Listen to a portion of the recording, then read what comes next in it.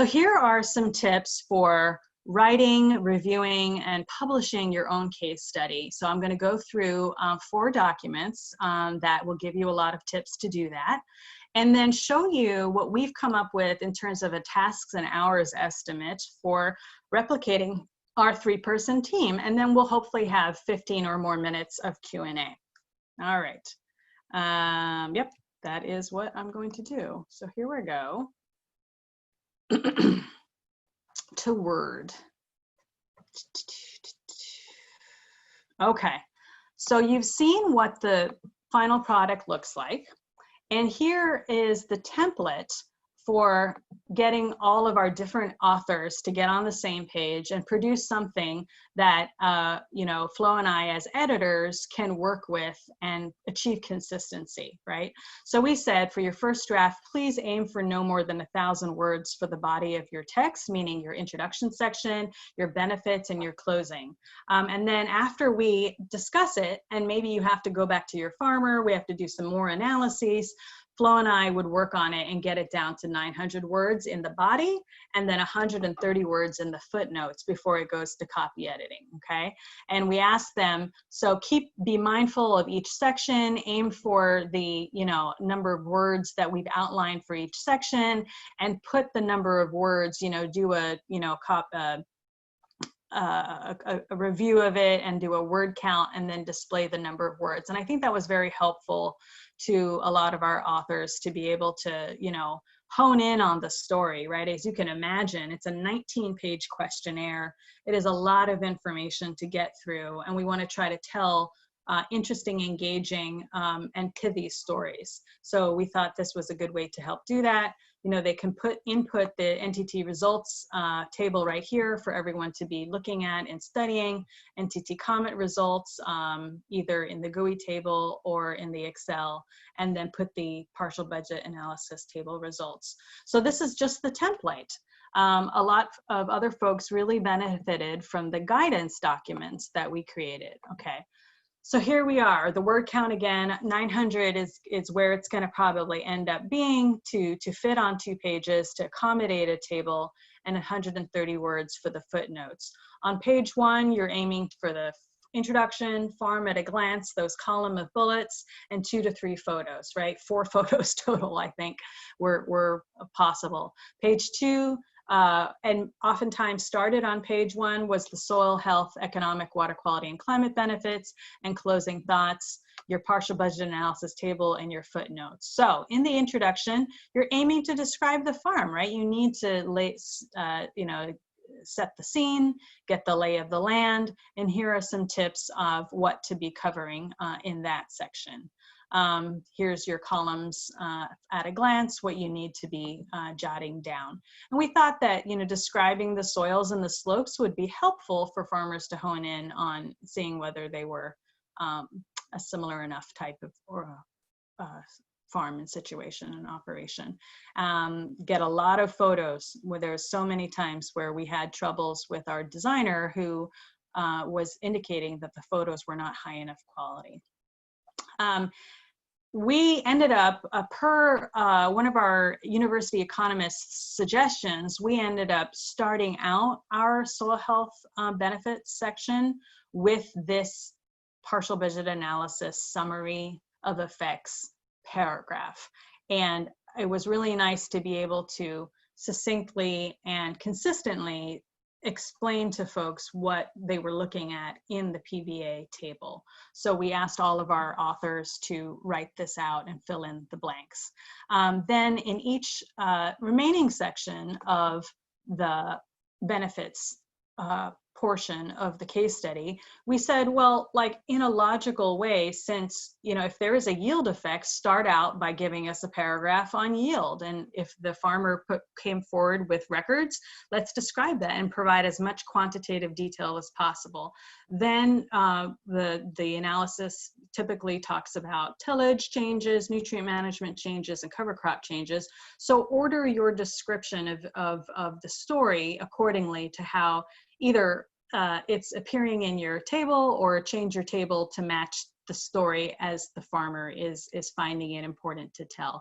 And whenever possible, infuse your story with dollar values and quantitative units that provide the interim quantitative story that they see in final analyses in the PBA table.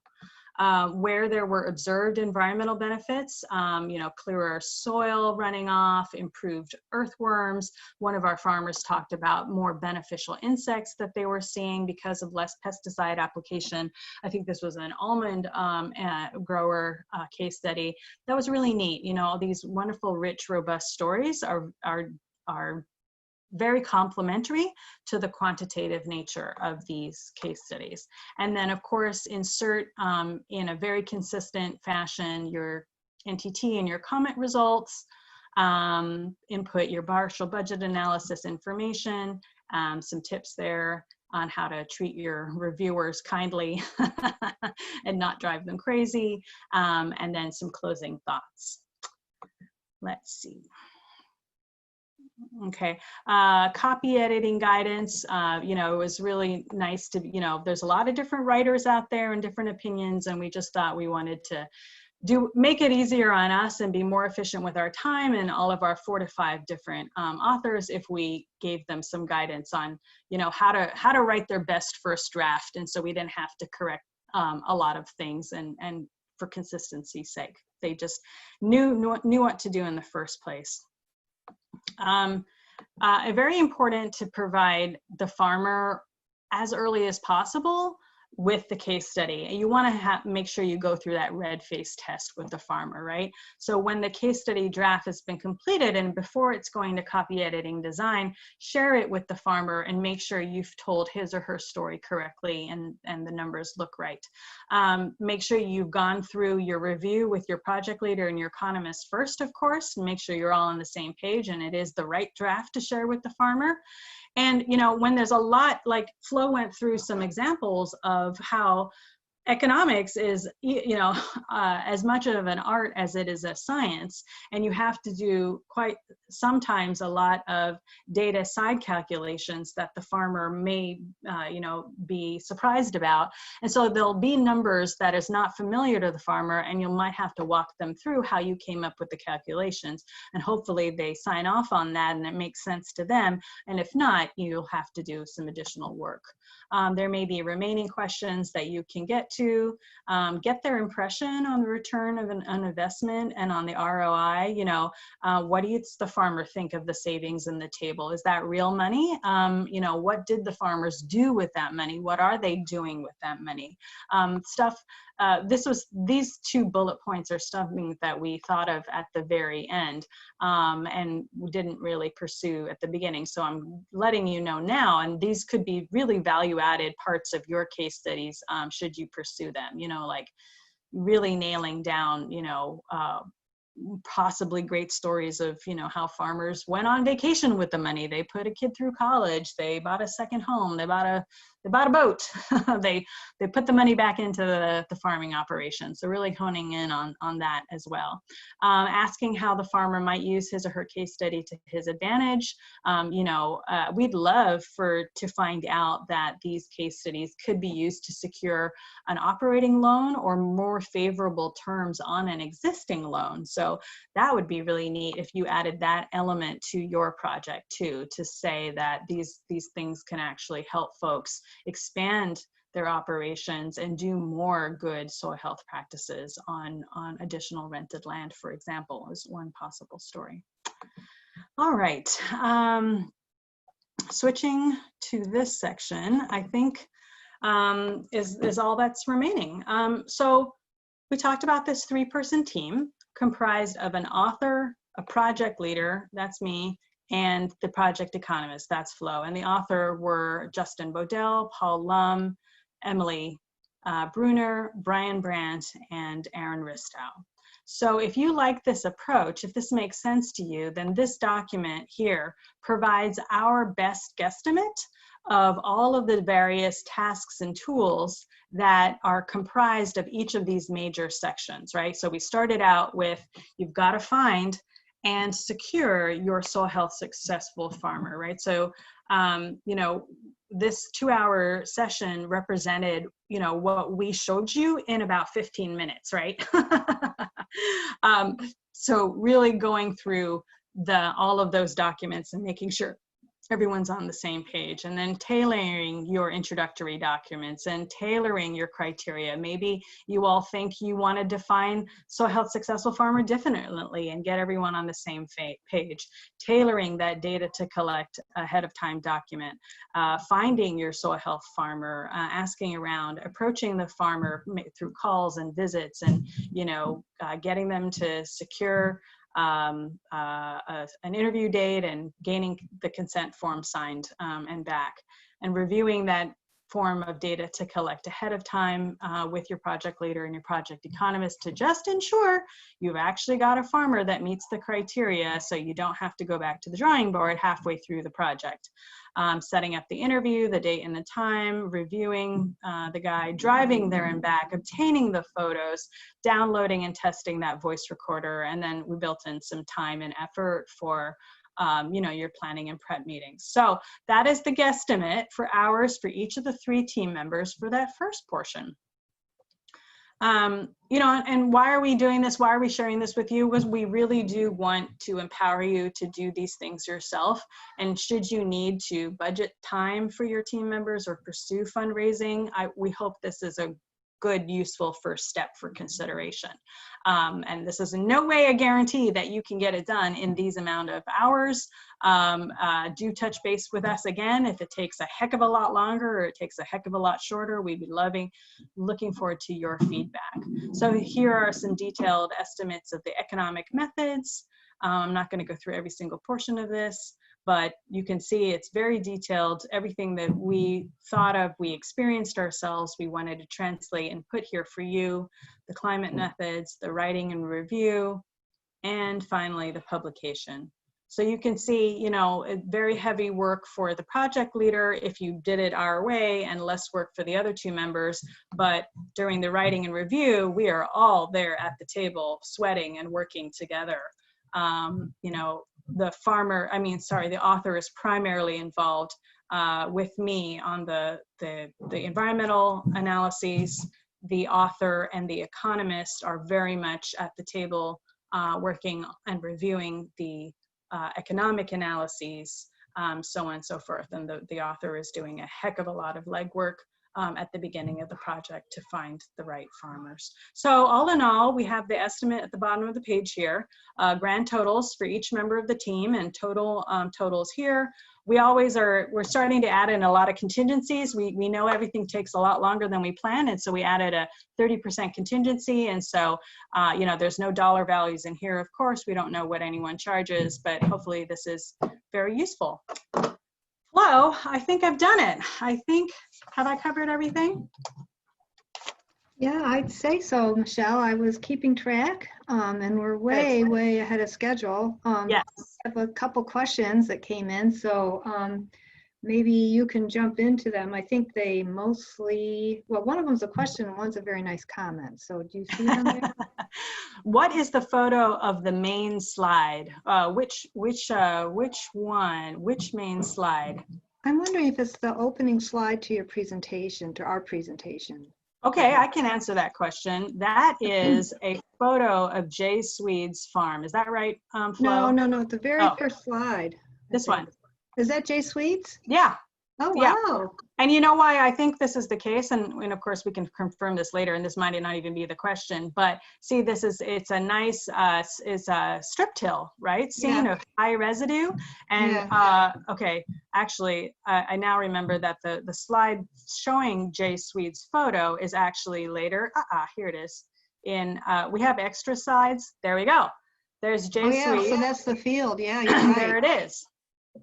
So hopefully that was the answer to the question. So this is an opportunity for me to say, in this slide deck, there are extra slides that we didn't go through. But you know, if you were to be able to give presentations about these case studies and about your upcoming case studies, this is how we presented information sometimes to, you know, give a snapshot of what the farmer grew, how they grew it, and what the soil health practices were, the benefits, the costs, and the profits, the ROI, the NTT, and the comma results. So this was a way to quickly give a snapshot of everything. And then we went into talking details about different parts. This is another way in the past that we've shown the results. And then also available here at the back are our summary analyses, right? We've been able to find overarching findings for all 6 crop farmers: yield, net income changes, return on investment, changes to fertilizer, changes to machinery, fuel, pesticide changes, learning cost changes, and then we have the corresponding similar slides for the almond growers as well. So all of these summaries are also available at the AFT website. That's right. Thank you. Okay, let's see. We have 2 more questions. The various templates and data collection forms that you provide are very helpful. A great starting point. Thank you. Thank you, Tony Bailey of NRCS. We appreciate your appreciation. We worked really hard on them for our team, and we cleaned them up and gussied them up for you all. So I appreciate that. Thank you. Have you used the case studies, Michelle with an L says, to encourage or scale up soil health practices with other growers in a way you could share? Well, that's exactly part of the project. So all of our authors are on the ground leaders of various watershed scale projects, soil health training projects, Women for the Land learning circle projects. And so we have been, over the course of the year, encouraging all of them, and they have presented these case studies to their various audiences. In many cases, ideally, as we built into the project, they had the farmers speak themselves, and that was really terrific. They do have great, Aaron Ristow of New York tells a great story of John McCulley, who I think had some kind of great remark. He said, these soil health practices, as you can see from my case study, have been very effective for me. They've improved my bottom line. And then he pulls out, his checkbook. He's like, and it's meant more money in my checkbook, right? So it was terrific to have the farmers themselves give their testimony and to be able to quantify these benefits for the farmers themselves. So yeah, we have been able to use them, and we're continuing to use them. And we hope all of you use them. They are co-branded with NRCS, and we are so grateful to Bianca Mobius-Clune, head of the Soil Health Division of NRCS, for agreeing to that. And we are so grateful to the NRCS economists and the NRCS soil health specialists that made sure all of the analysis was credible and that they were confident enough to put the NRCS logo on them as well. And hopefully that means that everybody else is feeling very comfortable and confident using them in their outreach and education efforts with their farmers. Okay. Oh, one more question. Jess Furlong, SUNY, Cobleskill. I have a 1 hour, 50-minute lab with freshman students, soil and water conservation class. What might you suggest as an introduction to these tools? Oh, feel free to use all these slides, whatever you would like to do, and teach them. That would be terrific. All 3 sets, economic, water quality, and climate.